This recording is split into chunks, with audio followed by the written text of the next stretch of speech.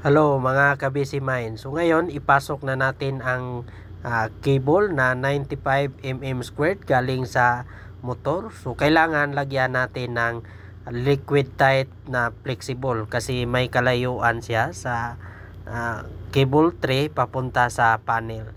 So kailangan na naka-flexible yan para safety ng ating cable na nakalock siya. May lock nut yan. So dito sa panel yung dalawang cable na yan, so sinukat natin at lagyan natin ng liquid tight na flexible.